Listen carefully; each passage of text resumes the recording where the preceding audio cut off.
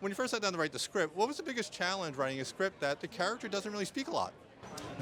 You know, we had about 50% of the dialogue an animated film would normally have, and all that came out of me trying to clear space out because I didn't want the movie to feel like it was on a schedule, like it was being pushed along artificially. Because the situation with the robot who's lost, who doesn't know she's lost, you want things to unspool the way they would naturally feel. So a lot of my very first job was to clear out space so that we had these open spaces for the resonance of the emotion and for the core relationship, which is between Roz and Bright Bill. Of course.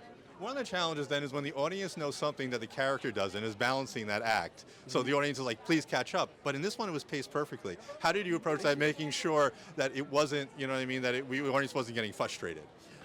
This is where I must give a huge amount of credit to our editor, Mary Blade.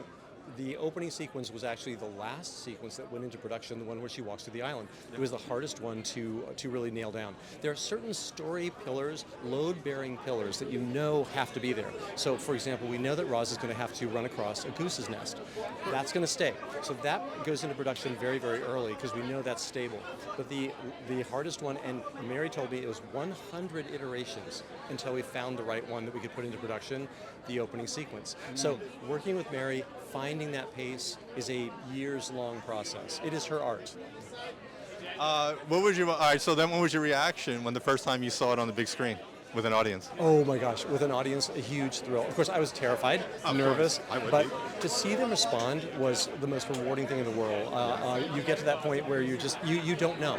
You don't know, and you're just hoping. And you do have test screenings along the way, and during those screenings, you don't even have to get to a moment before you feel like, oh no, I did it wrong. I need to change it. And sure enough, you get to that moment, it doesn't work super well. It keeps you honest on the way there, but to be there with the final thing and have them respond is literally the best thing in the world for a director.